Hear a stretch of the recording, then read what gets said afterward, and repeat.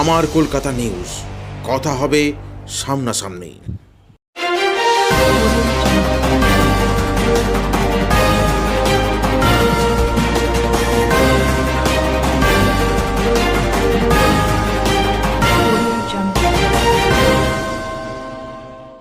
Chandannagar police কমিশনারেটের অন্তর্গত চুঁচুড়া থানা পুলিশের কাছে বিগত দিনে গহনা ছিনতাইয়ের ঘটনা নিয়ে বিভিন্ন অভিযোগ জমা পড়ছিল।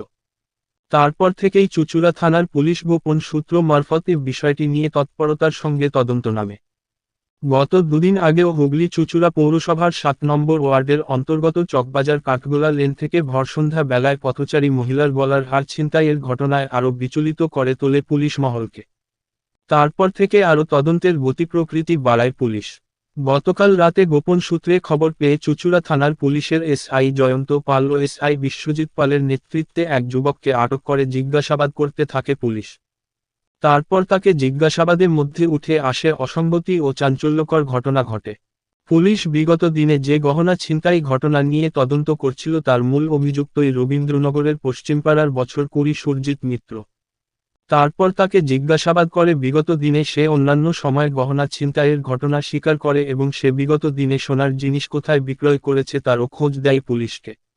পুলিশ তড়িঘড়ি তার কথার ভিত্তিতে রবীন্দ্রনগরের বাসিন্দা ভোলানাথ কর্মকার ও সুরজিৎ দাস নামক দুই ব্যক্তিকে আটক করে।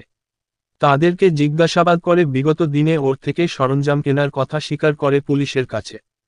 আজ মূল অভিযুক্ত সহ দুই ব্যক্তিকে গ্রেফতার করে চুঁচুড়ার বিশেষ আদালতে পেশ করল চুঁচুড়া থানার পুলিশ।